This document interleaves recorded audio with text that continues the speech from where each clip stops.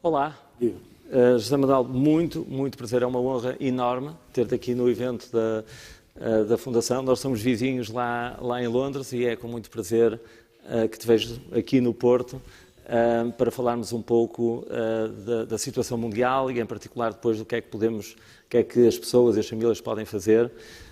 E aquilo que, sempre que nós conversamos, aquilo que eu acho absolutamente fascinante é a tua visão do mundo, não é? Tu, com os 10 anos que estiveste na presidência da União Europeia, tiveste que gerir várias dificuldades e tiveste uma interação constante com os players que ainda hoje moldam o mundo e moldam a situação. E nós começamos 2022 a pensar que seria um ano em que iríamos poder estabilizar pós-Covid ou em transição depois do pico da pandemia. E, na verdade, é um ano que nos está a dar a volta a todos, com uma guerra na Ucrânia, com a China potencialmente cada vez mais isolada e com uma reação ao Covid-19 com bastante dificuldade e uma desaceleração do crescimento na China, e mais perto de casa, aqui na Europa e nos Estados Unidos, no mundo ocidental, um cenário de taxas de juro e de inflação e uma possível recessão. Portanto, é um cocktail bastante complicado, e eu queria fazer-te essa pergunta com a visão que tu tens do mundo e queria começar pela Rússia. E nestes países autocráticos, não é? No fundo, a decisão do homem, não é? Neste caso do Putin, vai ser sempre muito importante para a evolução do conflito. Tu, como Presidente da União Europeia, estiveste muitas vezes com ele. Como é que é? Qual é a personalidade? O que é que o move? E como é que tu vês os possíveis cenários que se podem passar no leste europeu?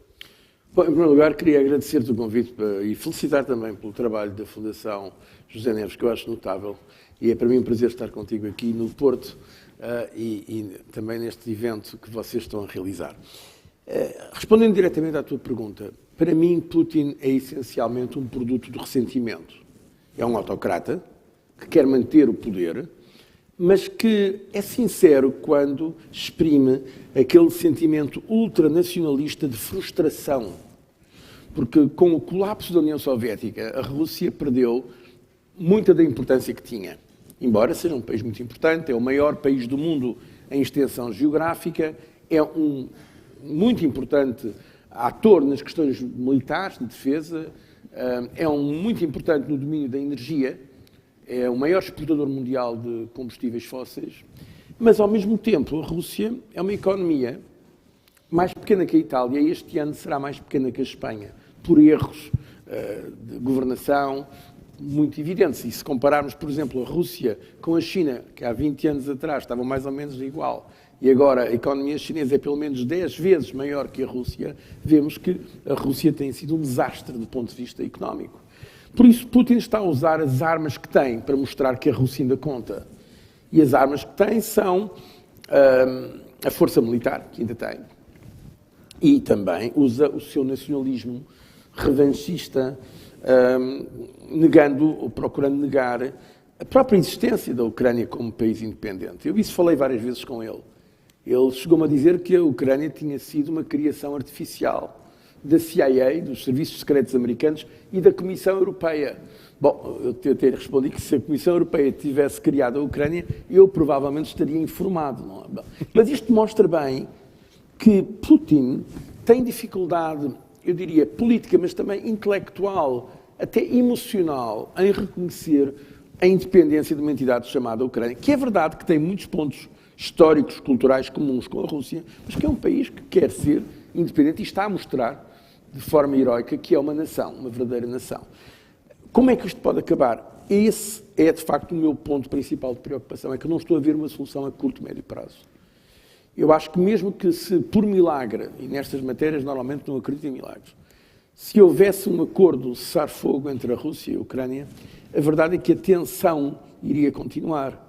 É que há uma desconfiança, não vai haver uma reconciliação. E as questões estão ainda piores do que antes. Por exemplo, quando a Finlândia e a Suécia decidem a pedir a adesão ao NATO, coisa que era impensável antes desta situação, Isto só vai, obviamente, provocar ainda maior tensão naquela fronteira entre, digamos, a nossa Europa e a Rússia. Portanto, eu acho que não vai haver solução a curto prazo.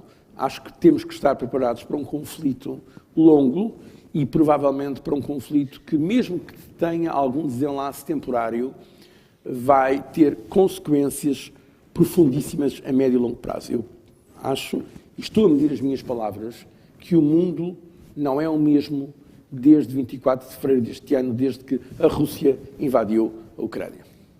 E passando à China, como disseste, e é sempre importante relembrar, a Rússia são 2% da economia mundial. Portanto, isolar a Rússia, que tinha que ser feito, portanto não havia, as sanções são absolutamente essenciais, mas é um preço que a Europa e os Estados Unidos podem pagar, com implicações de inflação, preços dos combustíveis fósseis, etc., commodities, possível crise alimentar, etc. Portanto, mesmo assim, vemos que 2% tem impacto, a China são 20%. Como é que tu vês, e depois também temos a questão do apoio indireto que a China dá à Rússia, como é que tu vês o risco de alastramento deste conflito à China, o que aí sim estaríamos a falar, certamente do ponto de vista económico, uma situação bastante complicada, mas do ponto de vista geopolítico também, de aquilo que a gente ganhou durante 20 anos, poderíamos perder muito rapidamente, não é? Eu acho que a China, ao contrário do que às vezes se diz, não está nada satisfeita com esta situação. Também conheço um pouco a China, há muitos anos que estou envolvido em negociações com eles, por exemplo, quando foi a transição de Macau, até 95 era Ministro dos Negócios Estrangeiros e contactei muito a China. Conheço o Presidente Xi Jinping, que visitou, aliás, oficialmente a Comissão Europeia quando eu era Presidente. E os chineses gostam de controlar o tempo, não gostam de surpresas. A China, até agora, foi a grande vencedora da globalização, com a abertura dos mercados. É verdade que vai ter agora uma Rússia mais dependente da China.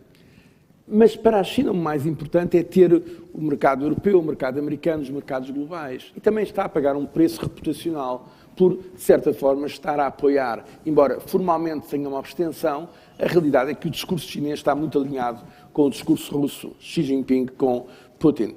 Por isso, eu acho que a China não está satisfeita com esta situação. Até porque, vamos ser claros, já antes da invasão da Ucrânia pela Rússia, já havia um conflito aberto entre Estados Unidos e China.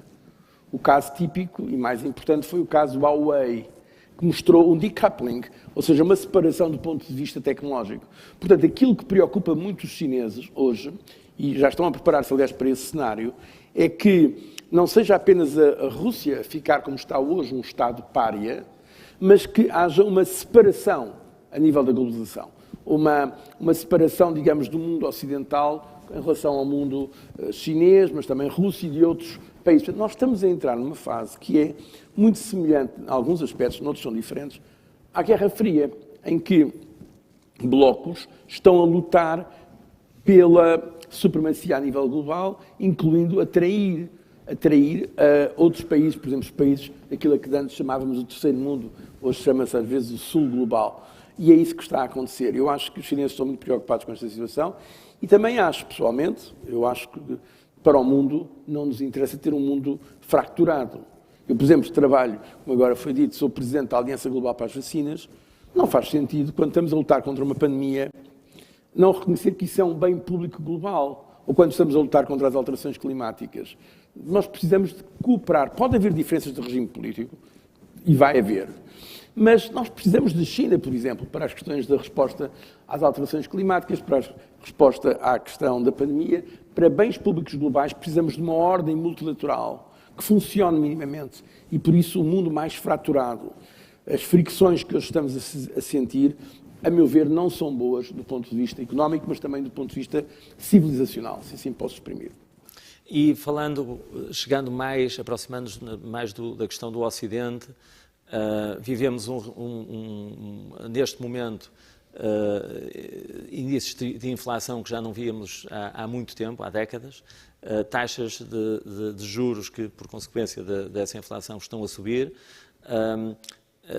possível desaceleração e até entrada em recessão, que seria uma possível cenário de stagflation. Que risco é que existe, pensas tu, disto ser prolongado e o Fed e o Banco Central Europeu não conseguirem conter a inflação e terem que empurrar a Europa e os Estados Unidos para uma recessão, o que poderíamos entrar depois num cenário de stagflation, o que seria muito complicado. Que risco é que tu vês? Que probabilidade é que tu achas? É um cenário provável, os economistas profissionais dividem-se aí, digamos que está 50-50. Uma coisa é certa, eu queria sublinhar, penso que isto é mais estrutural, não é só conjuntural. Há evoluções cíclicas na economia, mas há evoluções estruturais.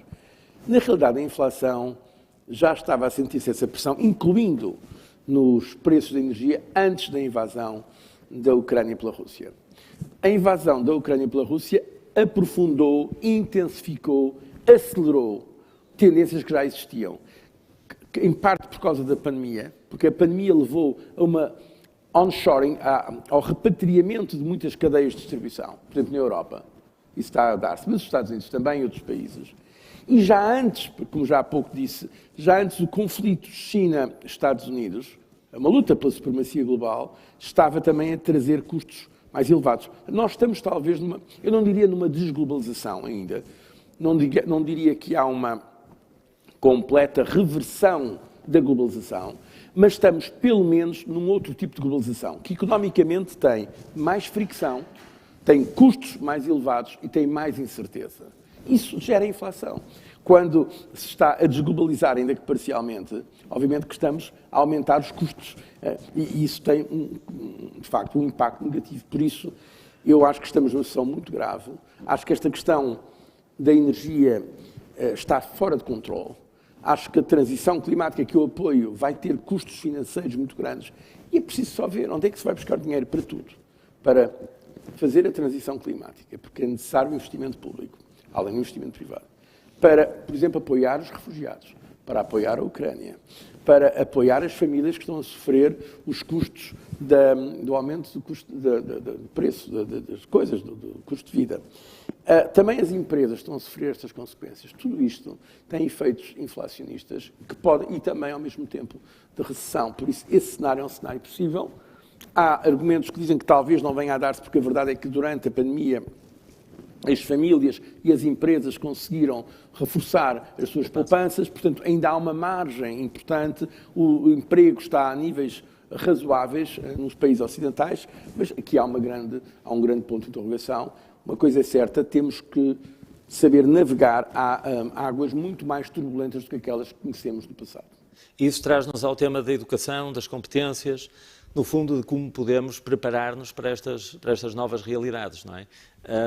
Que conselho é que tu darias a quem nos está a ouvir, às portuguesas e aos portugueses e às famílias, neste mundo que cada vez mais volátil, incerto, em potencial desglobalização, com pressão sobre os salários reais, porque a inflação penaliza os que menos têm e penaliza os trabalhadores, antes de penalizar qualquer outra camada da população.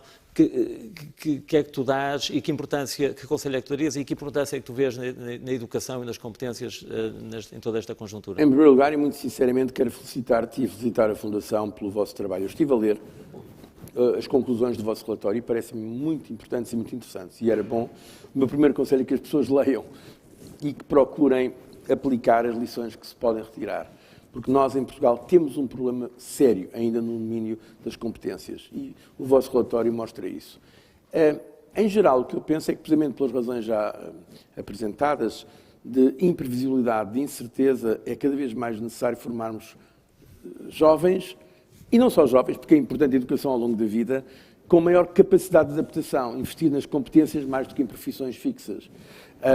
Há uma coisa que é clara e que esta evolução da pandemia e também a evolução mais recente confirma, é o reforço da digitalização. Competências na área da digitalização são essenciais. Também, aliás, a União Europeia pôs isto como uma das suas prioridades e bem. Acho também que tudo que tem a ver com novas tecnologias e tecnologias desde a inteligência artificial, porque é uma tecnologia horizontal, que não é um setor, é algo que vai mudar toda a nossa produção de bens e de serviços, já está, aliás, a mudar. É muito importante, todo o investimento em mais na matemática, nas ciências, na tecnologia. Mas eu venho das humanidades, eu acho que é importante, o ideal seria que tivessem os nossos jovens uma formação técnica num determinado domínio, por exemplo, até tecnológico, mas com investimento também nas humanidades, na capacidade de compreender, de analisar e de criticar o mundo. Isso para mim é o ideal, seria o ideal. Mas a verdade é que nós temos que adaptar os modelos de educação a um mundo que está em cada vez maior transformação. E isso é um grande desafio e no nosso país ainda há muito a fazer nesse sentido. E que lições é que pensas que Portugal pode aprender com outros países? Nós olhamos para o Índice de Desenvolvimento Humano, os escandinavos estão sempre lá em cima, com sociedades em que o elevador social funciona muito à custa de um sistema de educação poderoso e que realmente funciona bem. E esse desenvolvimento humano tem muitas vertentes, não é apenas o desenvolvimento económico, não é? Tem a ver com diversidade, inclusão, com liberdade, com segurança, portanto, tudo isto com saúde, portanto, tudo isto é importante. Que lições é que achas que nós, portugueses, podemos aprender com outros parceiros aqui vizinhos da Europa, mas também a nível mundial? Bom, como sabemos, e acho que tu és um bom caso, um bom exemplo disso, os portugueses lá fora conseguem geralmente coisas muito interessantes. O problema está mais no nosso modelo de Estado com a sociedade. Não por causa de ser mais ou menos Estado, eu não gosto muito desse debate, mais ou menos Estado, mas a qualidade. Sim, porque os escandinavos têm muito Estado. Exatamente. Não é? A qualidade das políticas. Um dos problemas que nós continuamos a ter é o problema da desigualdade, que, além de ser uma questão de justiça, é um problema também de eficiência económica. Porque aqueles que têm algum poder, no fundo, não estão muito interessados no desenvolvimento. E conseguem eles próprios, seja na educação, seja na saúde, conseguem eles próprios situações melhores do que a maioria. Aliás, no vosso estudo isso parece claramente. Não é? O vosso estudo mostra que mesmo quando melhorou a nível médio a educação, os que estão lá em baixo continuam lá muito em baixo. Isso é muito mau. Portanto, eu penso que uma das coisas que temos a aprender é as chamadas elites deixarem o seu egoísmo, o seu privilégio, as suas corporações. Era alargarem verdadeiramente. Aqueles que se julgam os mandarins em qualquer setor e que, no fundo, usam até muitas vezes a informação como um privilégio, deixarem isso. E eu isso acredito que é muito pela informação. E no nosso país, o investimento em educação é, de facto, essencial para conseguirmos esses maiores níveis de desenvolvimento, como disseste e bem, não apenas económico, mas social e cultural. Porque há um problema em Portugal que são obstáculos culturais ao desenvolvimento, como a inveja, como uma certa mesquinhez, como um meio pequeno. Isso é um obstáculo cultural ao desenvolvimento económico.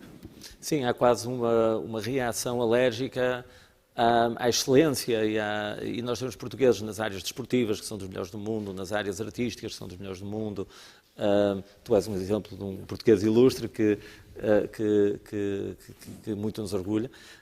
E a nível empresarial temos tantas empresas que estão a dar cartas aí a nível global e muitas vezes existe aquela reação de ok, está bom, mas existe qualquer coisa na cultura, no zeitgeist nacional que às vezes nos puxa para o mínimo denominador comum. E acho que é importante nós celebrarmos também os casos de sucesso que nós temos, e muitos em todas as atividades, inclusive as culturais. José Manuel, eu sei que tens de viajar hoje, é com muito prazer que te recebemos aqui na Fundação e no Porto. Muito obrigado. Muito nos honra a tua presença. Obrigado. E tenho a certeza que aprendemos mais uma vez muito contigo hoje. Muito obrigado. Que agradeço. E felicidades para o vosso trabalho. Muito obrigado.